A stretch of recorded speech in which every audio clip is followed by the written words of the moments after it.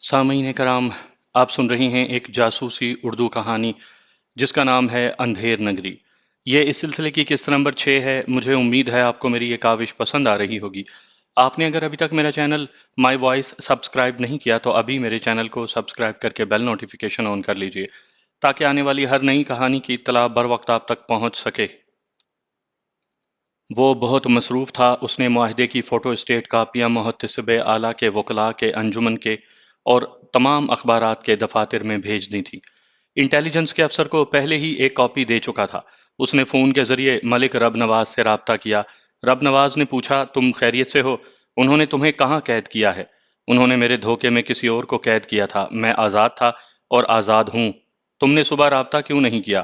میں دیکھنا چاہتا تھا کہ میری گرفتاری کی خبر سن کر یہاں کے ذمہ دار ادارے کیا کرتے ہیں، لیکن قانوناً پولیس اور انٹیلیجنس کی کسٹڈی میں اس قیدی کو نہیں رکھا گیا تھا۔ اسے غیر قانونی طور پر کسی ٹارچر سیل میں لے جایا گیا تھا۔ آپ تھوڑی دیر کے لیے فرض کر لیں کہ وہ قیدی میں ہی تھا۔ کیا آپ نے مجھ جیسے قیدی کو انصاف دلانے کے لیے کچھ کیا تھا؟ تم درست کہتے ہو۔ چونکہ وہ صاحب اقتدار کاشف اکبر کا قیدی تھا، اس لیے تمام ذمہ دار ادارے خاموش رہے اور اس واقعے سے انجان بنے رہے۔ میں نے اپنے طور پر معلومات حاصل کرنے کی کوشش کی۔ خدا گواہ ہے، اگر مجھے معلوم ہوتا کہ وہ تمہیں قیدی بنا کر کہاں لے گئے ہیں تو میں ذاتی طور پر تمہاری حفاظت کے لیے وہاں پہنچ جاتا۔ خدا کا شکر ہے کہ تم محفوظ ہو۔ تمہاری جگہ اس دوسرے قیدی کی شامت آ رہی ہوگی۔ نہیں، وہ کمشنر صاحب کے دفتر کا ایک اکاؤنٹنٹ تھا۔ انہوں نے اسے رہا کر دیا ہے۔ اب تک جو کچھ ہوتا رہا اس کا شرمناک پہلو یہ ہے کہ ان 3 کمسن لڑکیوں کے ساتھ اجتماعی زیادتی کر کے انہیں ہلاک کیا گیا ہے۔ سو سیڈ۔ میں ایک صاحب اختیار افسر ہو کر اکثر شرمندگی سے سوچتا ہوں۔ ہمارے ملک میں ننگے تماشے ہوتے ہیں اور ہم گناہ گاروں کا گریبان پکڑنے کی کوششیں کرتے کرتے ان کی سیاسی چال بازیوں کے نتیجے میں ناکام ہو جاتے ہیں۔ سر، میں حوصلہ نہ ہارنے کے لیے میدان عمل میں آیا ہوں۔ یہ عہد کر چکا ہوں کہ پہلے ایسے مجرموں کو عدالت سے سزا دلاؤں۔ اگر وہ سیاسی اور قانونی ہتھ کنڈوں سے بچ جائیں گے تو پھر میں انہیں سزا دوں گا، موت کی سزا۔ تم تنہا کتنے فرعونوں سے لڑو گے؟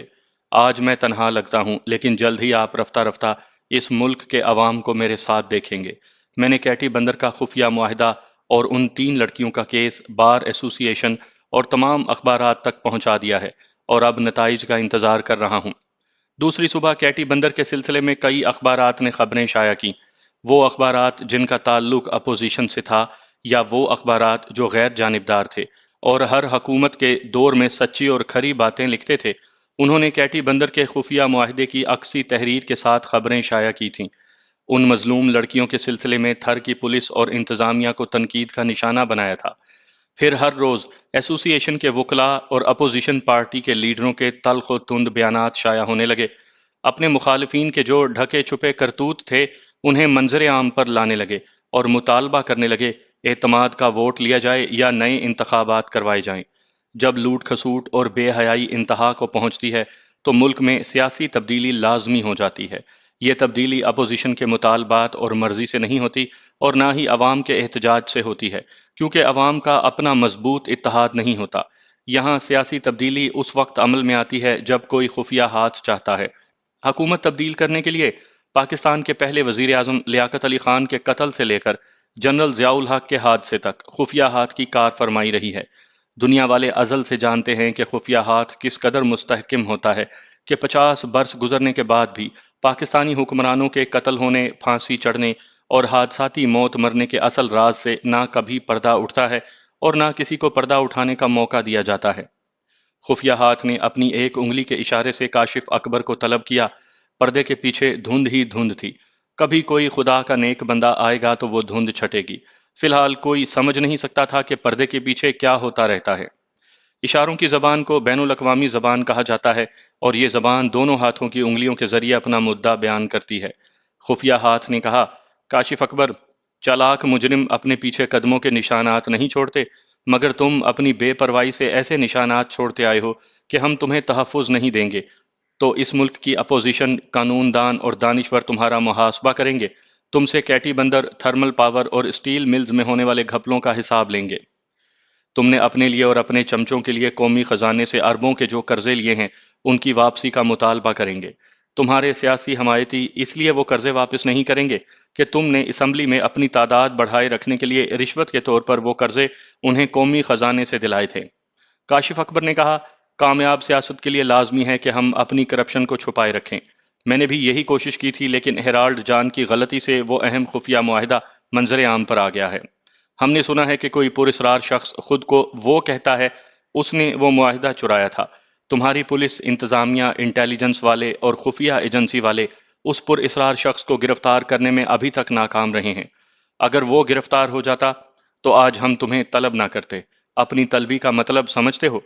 جی ہاں، اقتدار سے محرومی، لیکن ایک التجا ہے۔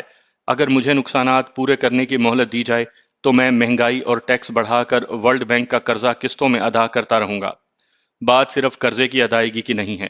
کیٹی بندر کا خفیہ معاہدہ منظر عام پر آنے کے باعث ایران، افغانستان، وسطی ایشیا کے اسلامی ممالک یہ خطرہ محسوس کر رہی ہیں کہ پاکستان کی ساحلی زمین پر امریکی فوجی اڈہ قائم ہو سکتا ہے، تاکہ امریکہ اس ساحلی اڈے سے افغانستان اور ازبکستان کے راستے چین کے مد مقابل آ جائے اور ایران اس سے چند 100 کلومیٹر کے فاصلے پر رہے۔ تم لوگوں کی کوتاہی سے ہمارے منصوبے خاک میں مل رہے ہیں، لہٰذا فی الحال تمہاری چھٹی کی جا رہی ہے۔ کاشف اکبر سر جھکائے اپنی سزا سنتا رہا۔ اس سے کہا گیا، ہم تمہیں اپنی طرف سے مہلت نہیں دیں گے، لیکن نئی حکومت کے قیام کے لیے تم انتخابات لڑ سکتے ہو۔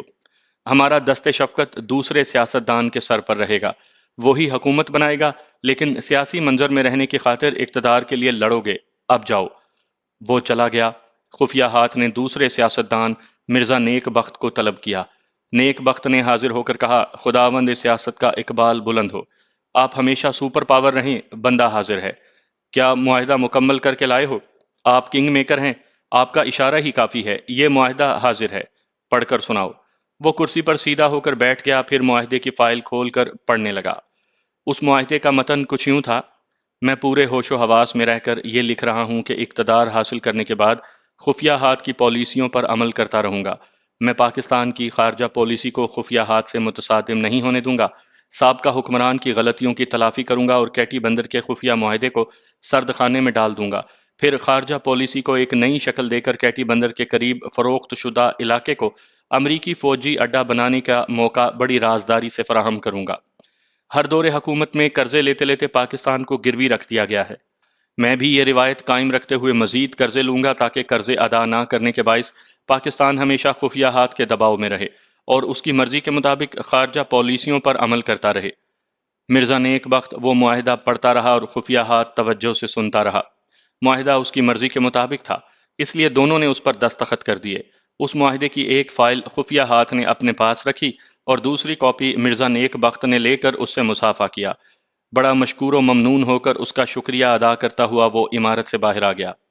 باہر اس کی بلیک مرسڈیز کھڑی تھی، اس کے آگے پیچھے مسلح گارڈز کی گاڑیاں تھیں۔ ایک گارڈ نے اس کے لیے پچھلی سیٹ کا دروازہ کھولا۔ اس سیٹ پر ایک حسین و جمیل لیڈی سیکرٹری انیلا بانو بیٹھی ہوئی تھی۔ وہ اس کے پاس آ کر بیٹھ گیا۔ دروازہ بند ہو گیا، پھر وہ گاڑی محافظوں کے سائے میں چل پڑی۔ انیلا بانو اگرچہ ایک پرسنل سیکرٹری تھی، لیکن حسن کا اپنا ایک روب اور دبدبہ ہوتا ہے۔ وہ احکامات کی تعمیل کرنے والی سیکرٹری نہیں، بلکہ احکامات صادر کرنے والی ملکہ عالیہ دکھائی دیتی تھی۔ مرزا نیک بخت کی سیاسی شخصیت جتنی بھاری بھرکم تھی، اتنی ہی وہ شاہانہ ناز و انداز کی حامل تھی۔ وہ کم گو تھی، اس کی خاموشی میں اس کے بدن کا حسن بولتا رہتا تھا اور معونیت سے بھرپور ادائیں اس طرح پکارتی رہتی تھی کہ نیک بخت بے اختیار بدبخت بن کر اس کی طرف کھینچا چلا جاتا تھا۔ اس وقت بھی اس کی باوقار خاموشی نیک بخت کو اپنی طرف کھینچ رہی تھی۔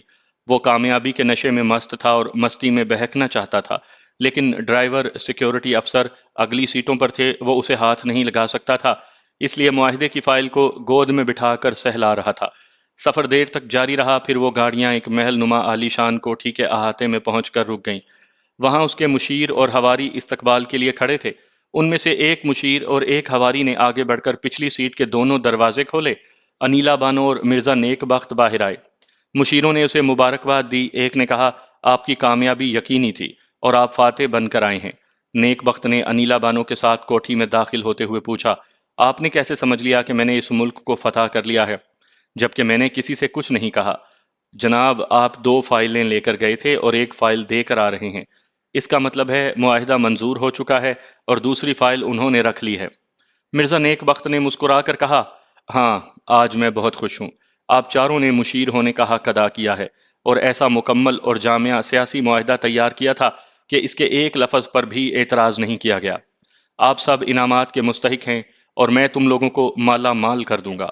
انیلا بانو کوٹھی کے اندرونی حصے میں جا چکی تھی۔ دوسرے مشیر نے رازداری سے کہا، جناب اعلیٰ، انیلا بانو کے ماں باپ اور خاندان والے اسے تلاش کر رہے ہیں۔ اس کا باپ یہاں بھی آیا تھا۔ آپ نے اسے کیا کہا؟ ہم نے سیدھا سا جواب دے دیا کہ اس نے ملازمت چھوڑ دی ہے، یہاں نہیں آتی۔ 2 دن پہلے وہ اپنے گھر والوں سے کہہ کر آئی تھی کہ استعفیٰ دینے جا رہی ہے۔ اس کے باپ کو یقین آ گیا کہ وہ استعفیٰ دے کر یہاں سے جا چکی ہے، لیکن کیا؟ ابھی 1 گھنٹہ پہلے اس کا بھائی فون پر بکواس کر رہا تھا۔ کیا کہہ رہا تھا؟ یہی کہ آپ کے آدمیوں نے انیلا بانو کو اغوا کر کے کہیں چھپا دیا ہے۔ اسے وارننگ دو کہ آئندہ میرے خلاف ایسی بیہودہ باتیں کرے گا تو اسے حوالات میں پہنچا دیا جائے گا۔ اب تو پولیس والے میرے تابع دار بن کر رہیں گے۔ دوسرے مشیر نے کہا، سر، اس میں شبہ نہیں کہ آپ وسیع اختیارات حاصل کرنے والے ہیں، لیکن اس سے پہلے ہم کاشف اکبر کی کرپشن کے خلاف ایک بہت بڑا جلسہ کرنے والے ہیں۔ ایسا نہ ہو کہ کاشف اکبر اس کے بھائی کو اپنی امان میں لے کر آپ کا اور انیلا بانو کا سکینڈل بنا دے۔ شہنشاہ اکبر اعظم کے 9 رتن تھے، آپ میرے رتن ہیں۔ کاشف اکبر کے زہر اگلنے سے پہلے اس کا توڑ کریں۔ فی الحال تو اس کا توڑ یہی ہے کہ آپ انیلا بانو کو یہاں سے کسی دور پہاڑی مقام پر پرائیویٹ بنگلے میں پہنچا دیں۔ تیسرے مشیر نے کہا، سیاسی چالیں بدلنے سے بنتا ہوا مقصد بگڑ جاتا ہے، پھر عورت کو بگڑتے اور منہ پھیرتے کتنی دیر لگتی ہے؟ مرزا نیک بخت نے بڑے اعتماد سے کہا، وہ ایسی نہیں ہے، میرے ساتھ راضی خوشی رہنے آئی ہے، وہ میرے خلاف اسکینڈل بننے نہیں دے گی۔ خدا کرے آپ کا اعتماد سلامت رہے، لیکن احتیاط لازم ہے۔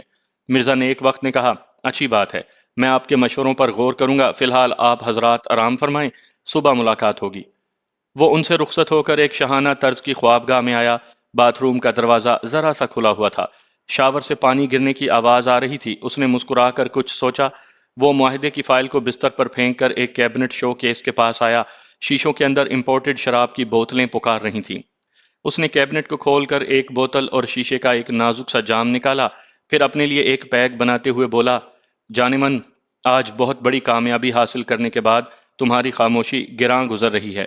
بولنے کو جی نہ چاہے تو کچھ گنگناؤ۔ اس خوابگاہ کی جنت میں دلاسا دو کہ یہ جنت میری حور سے خالی نہیں ہے۔ اس نے پہلا پیگ خالص پیا، پانی یا سوڈا نہیں ملایا۔ خالص شراب انگاروں کی طرح سلگتی ہوئی اس کے حلق سے اتری۔ ذرا تکلیف تو ہوئی، لیکن مسرتوں کے ہجوم میں خود کو تکلیف پہنچانے کی مستی ایک مزہ دیتی ہے۔ باتھ روم سے ایک مدھر آواز ابھرنے لگی، ایک مترنم گنگناہٹ سنائی دینے لگی۔ اس نے مسکراتے ہوئے دوسرا پیگ بنایا، پھر اس پیگ کو فضا میں بلند کرتے ہوئے، شتاب آقا نہیں تاب اب جدائی کے۔ اس نے جام کو ہونٹوں سے لگایا، پھر ایک گھونٹ پی کر کہا، شراب ایک حسینہ کے لبوں کی طرح جلاتی ہے مگر خوب بہلاتی ہے، اب آ بھی جاؤ۔ دوسرا پیگ ختم ہو گیا مگر وہ نہیں آئی۔ شاور سے پانی گرنے کی آواز کے ساتھ رس بھری گنگناہٹ سنائی دیتی رہی۔ وہ تیسرا پیگ پینے لگا۔ کھانے پینے کی چیزوں میں ملاوٹ کی عادت پڑ جائے تو خالص چیز آسانی سے ہضم نہیں ہوتی، ہضم ہونے کے دوران پریشان کرتی ہے۔ وہ خالص وسکی پی رہا تھا، کامیابی انجوائے کرنے کے لیے خوب مستی میں آنا چاہتا تھا، اور وہ معمول کے خلاف بد مست ہو رہا تھا۔ شراب کی گرمی دماغ پر چڑھ رہی تھی اور نشہ ہوش اڑا رہا تھا۔ جب وہ باتھ روم سے نکلی تو اس کے صاف اور شفاف بدن پر پانی کے قطرے شبنم کے موتیوں کی طرح لرز رہے تھے۔ بدن کی چاندنی صرف ایک تولیے میں لپٹی ہوئی تھی۔ ایسا نظارہ آنکھ والے دیکھتے ہیں۔ نیک بخت کی آنکھیں نشے کے باعث دھندلا رہی تھیں۔ وہ جھومتے ہوئے اسے دیکھ رہا تھا۔ وہ ایک کی دو نظر آ رہی تھی، دونوں ایک ادائے ناز سے چلتی ہوئی اس کے قریب آئیں۔ اس نے ڈگمگاتے ہوئے ایک کے شانے پر ہاتھ رکھا تو وہاں کوئی نہیں تھا۔ ہاتھ کو سہارا نہ ملنے کے باعث وہ گرنے والا تھا۔ انیلا نے اسے تھام لیا، بستر کے سرے پر بٹھا کر کہا، میں تمہارے لیے پیگ بناتی ہوں۔ وہ لڑکھڑاتی ہوئی زبان سے بولا، ابھی نہیں، پہلے میں تمہاری شراب پیوں گا۔ آج ہماری جشن کی رات ہے، آپ میرے ہاتھوں سے 2 پیگ ضرور پیتے ہیں۔ کیا اتنی بڑی کامیابی کے موقع پر انکار کریں گے؟ کبھی نہیں، میں ضرور تمہارے ہاتھ سے پیوں گا، مگر تم بہت وہ ہو، مجھ سے کتراتی رہتی ہو۔ آپ بھی تو کتراتے ہیں، آپ نے مجھے کیا دیا ہے؟ صرف ایک کوٹھی اور 5 لاکھ روپے کا بینک بیلنس، کیا اس سے زندگی گزر جائے گی؟ میں کیا کروں؟ دوسری شادی کروں گا تو میرے بیوی بچے جاہل عوام کی نظروں میں مظلوم بن جائیں گے۔ مجھ جیسے قوم کے رہنما کو ظالم نہیں کہلانا چاہیے۔ میں نہیں کہتی کہ مجھ سے شادی کریں، میں اپنے مستقبل کی سیکیورٹی چاہتی ہوں۔ آپ نے ساتھ چھوڑ دیا تو میں کہاں جاؤں گی؟ میں تعلیم یافتہ ہوں، اونچے خاندان سے تعلق رکھتی ہوں، بازاری نہیں ہوں کہ آپ کے بعد کسی دوسرے کی داشتہ بن جاؤں گی۔ اس نے شیشے کے جام کو اس کے ہونٹوں سے لگایا۔ وہ ایک گھونٹ پی کر بولا، میں تمہیں کبھی نہیں چھوڑوں گا۔ یہ ایک سیاست دان کا وعدہ ہے۔ کسی عاشق کا وعدہ ہوتا تو یقین کر لیتی۔ یقین کرو، میں نے تمہارے سوا آج تک کسی کو رازدار نہیں بنایا۔ میرے سیف کا لاک نمبر صرف تم جانتی ہو۔ وہ اٹھ کر ڈگمگاتے ہوئے فائل کو اٹھاتے ہوئے بولا، یہ سب سے اہم اور خفیہ معاہدہ ہے۔ کسی دشمن کے ہاتھ لگ جائے گا تو میں 2 کوڑی کا ہو جاؤں گا۔ اندازہ کرو میں تم پر کتنا بھروسہ کرتا ہوں۔ یہ لو، اسے سیف میں رکھ دو۔ نیک بخت نے اس کے ہاتھ سے جام لیا۔ وہ فائل لے کر سیف کے پاس آ گئی۔ اسے مخصوص نمبروں کی ترتیب سے کھولنے لگی۔ وہ گھٹا گھٹ جام خالی کرنے کے بعد بولا، تم بڑی وہ ہو، میں منع کرتا ہوں مگر تم ڈبل پیک بنا کر دیتی ہو۔ تم کیا سمجھتی ہو میں نشے میں آؤٹ ہو جاؤں گا؟ ہرگز نہیں، کبھی نہیں۔ وہ قریب آ کر اس کے ہاتھ سے خالی جام لے کر بولی، ابھی میرے ہاتھ کا دوسرا پیک باقی ہے۔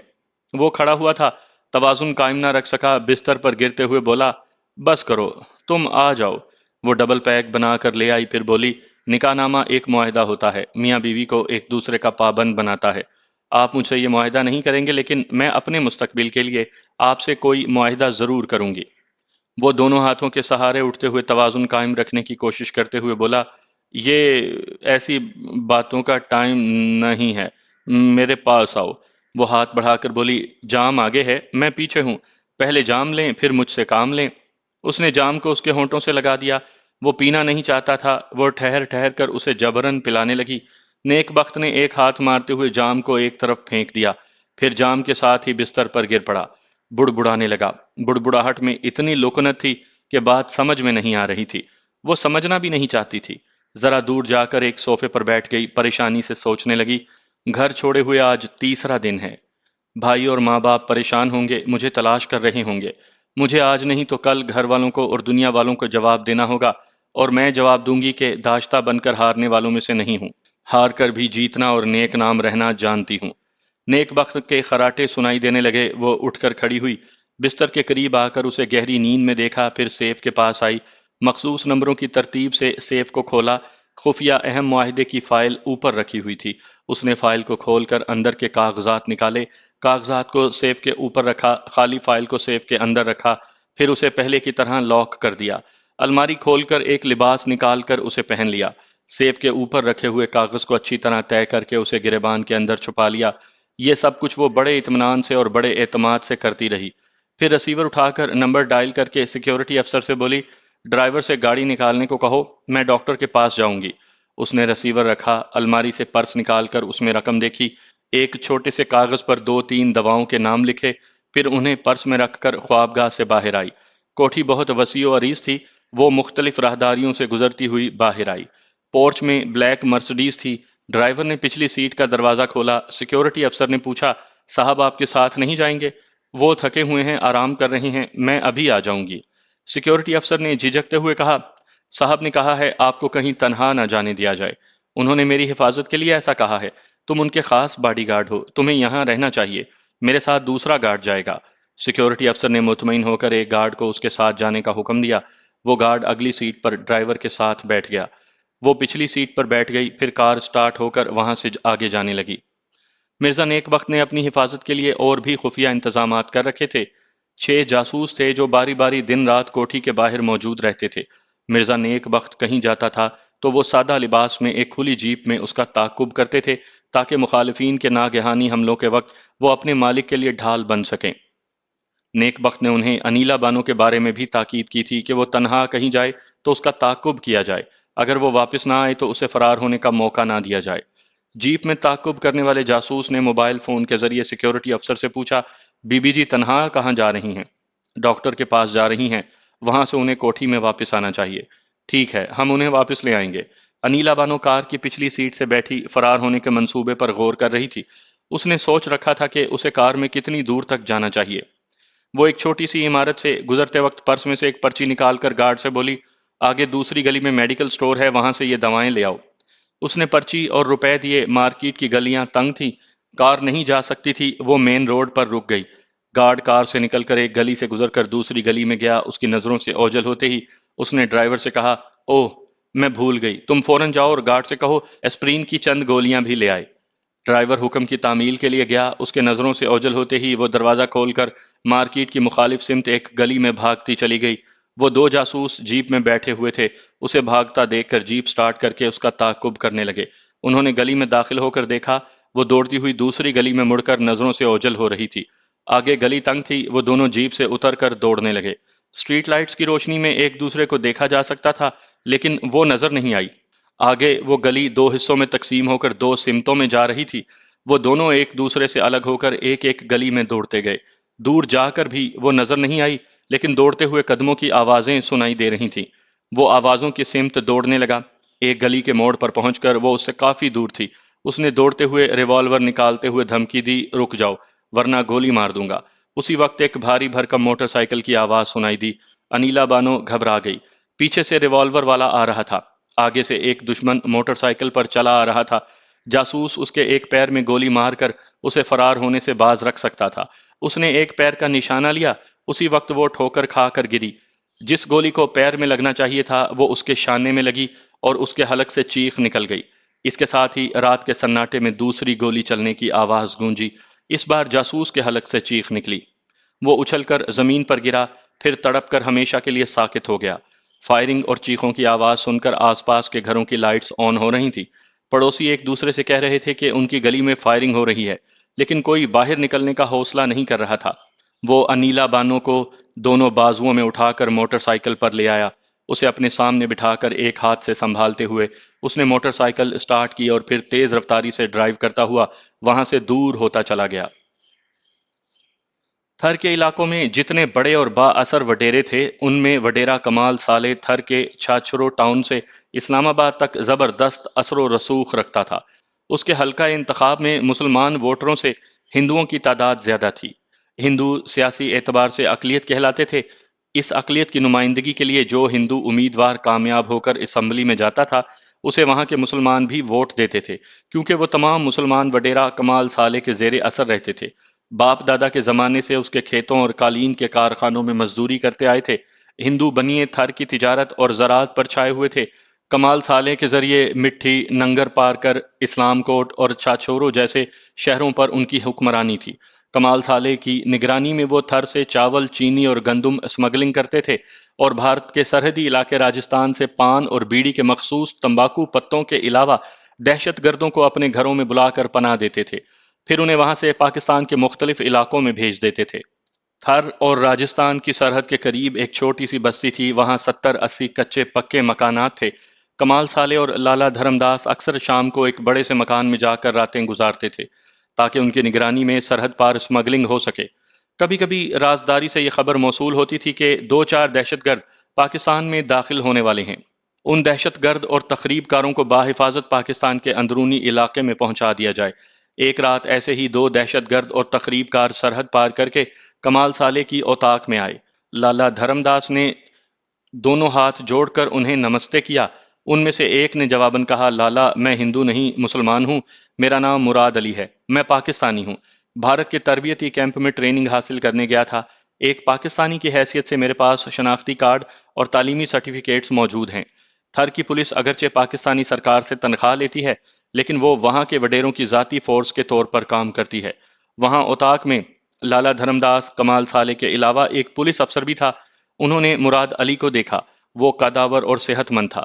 اس کے ساتھ آنے والا قد میں اس سے کچھ کم تھا۔ وہ بولا، میں ہندو ہوں، لیکن یہاں میرا نام فیروز تابانی رہے گا، شناختی کارڈ وغیرہ کے لیے یہ میری تصویریں ہیں۔ فیروز تابانی نے جیب سے تصویریں نکال کر میز پر رکھ دیں۔ پولیس افسر نے ان تصویروں کو اٹھا کر دیکھا، پھر کہا، لالا انہیں اپنے گھر بھیج دو، کل دوپہر تک فیروز تابانی کا شناختی کارڈ تیار ہو جائے گا۔ ویسے مسٹر تابانی، تم کچھ کم عمر اور کچے لگتے ہو، تم نے کیا ٹریننگ حاصل کی ہے؟ تابانی نے کہا، میری کم عمری اور معصومیت سے سب ہی دھوکہ کھائیں گے۔ تمہاری اطلاع کے لیے کہہ دوں کہ مجھے اور مراد کو ٹائم بم اور پینسل بم بنانے میں مہارت حاصل ہے، اور ہم بڑے خطرناک بموں کو نکارہ بنانے کے لیے بھی صلاحیت رکھتے ہیں۔ مراد نے مسکرا کر کہا، یہ تابانی تبت کا رہنے والا ہے، جیسا کہ آپ جانتے ہیں تبت کے باشندوں کی داڑھی مونچھیں برائے نام ہوتی ہیں۔ تابانی کے چہرے پر بھی داڑھی اور مونچھوں کی جگہ ہلکے ہلکے روئیں ہیں۔ روز شیو کرنے کے باعث کہیں کہیں بال اگ آتے ہیں، اس لیے یہ کلین شیو رہتا ہے۔ افسر نے اپنی مونچھوں پر تاؤ دیتے ہوئے کہا، بھائی برا نہ ماننا، میں مذاق کے موڈ میں کہہ رہا ہوں، تم بہت ہی چکنے چھوکرے لگتے ہو، اور چکنائی میری کمزوری ہے۔ تابانی نے مسکرا کر کہا، اگر تم مجھ میں کشش محسوس کر رہے ہو اور تمہارا دل پشوری ہو رہا ہے تو تم مجھے گلے لگا سکتے ہو، میں مرد ہوں، میرا کچھ نہیں بگڑے گا۔ افسر نے اپنی جگہ سے اٹھ کر پوچھا، کیا سچ کہہ رہے ہو؟ میں ہندو ہوں، یہاں پاکستان میں نہ جانے کتنی مسلمان شریف زادیوں سے فیض حاصل کروں گا، یہاں بہت کچھ حاصل کرنے کے لیے تمہیں رشوت کے طور پر اجازت دے رہا ہوں۔ افسر نے قریب آ کر اس کے چکنے چہرے کو چھو کر دیکھا، اس چکناہٹ پر ایک واحیات سا شعر پڑھا، پھر چومنے کے لیے اسے بازوؤں کی گرفت میں لینا چاہا۔ اسی وقت پیٹ پر ایک گھونسا پڑا، وہ کراہتے ہوئے تکلیف سے دوہرا ہو گیا۔ تابانی نے دوسرا گھونسا اس کے منہ پر مارا، وہ گھوم کر گر پڑا۔ اس نے اپنا بھاری بھرکم بوٹ والا ایک پیر اس کی گردن پر رکھ کر کہا، بھارت سرکار تمہیں لاکھوں روپے اس لیے دیتی ہے کہ تم اپنی وردی سمیت ہمارے جوتوں کے نیچے رہو۔ آئندہ کیلے کے چھلکے پر پھسلنا، میری چکناہٹ پر پھسلنے آؤ گے تو تمہارا ٹرانسفر کرانے کے لیے یا تمہاری نوکری کھانے کے لیے وڈیرا کمال سالے کافی ہے۔ اس نے گردن سے پاؤں ہٹایا۔ کمال سالے نے کہا، اٹھو انسپکٹر، میں کئی بار تمہیں سمجھا چکا ہوں کہ اپنی حد میں رہو، حد سے باہر سانس لینے کے لیے آکسیجن نہیں ملے گی۔ وہ شرمندگی سے اٹھ کر وردی سے مٹی جھاڑتے ہوئے بولا، میں جا رہا ہوں، فیروز تابانی صاحب کے لیے شناختی کارڈ کا انتظام کروں گا۔ وہ تابانی سے نظریں چراتا ہوا چلا گیا۔ لالا دھرم داس وہاں سے اٹھتے ہوئے تابانی اور مراد سے بولا، میرے ساتھ آؤ، آج رات خوب کھاؤ پیو، آرام سے نیند پوری کرو، کل شام تک تم دونوں کو کراچی پہنچا دیا جائے گا، وہاں سے تم لاہور جاؤ گے، کہاں جاؤ گے یہ کل بتایا جائے گا۔ وہ دونوں لالا کے ساتھ چلے گئے۔ کمال سالے نے اپنے کمدار سے کہا، بوتل اور گلاس نکالو اور کچھ کھانے کے لیے لے آؤ۔ کمدار نے دوڑتے بھاگتے تیزی سے فرما برداری کا مظاہرہ کرتے ہوئے ضرورت کی تمام اشیاء سامنے لا کر رکھ دیں، پھر ہاتھ جوڑ کر کہا، شہر سے ایک تگڑا جوان آیا ہے، میں نے آپ کو بتایا تھا، اس کا نام راجہ نواز ہے، بڑا خطرناک جوان ہے، آپ کا تابع دار بن کر رہے گا۔ کہاں ہے وہ؟ باہر بیٹھا ہے، حکم ہو تو حاضر کروں؟ کمال سالے نے بوتل کھول کر گلاس میں شراب انڈیلتے ہوئے ہوں کہا۔ کمدار باہر چلا گیا۔ تھوڑی دیر بعد ایک نوجوان اس کے ساتھ آیا۔ نوجوان نے چست پتلون اور بنیان پہنی ہوئی تھی۔ اس چست لباس میں اس کا پہلوانی جسم نمایاں تھا۔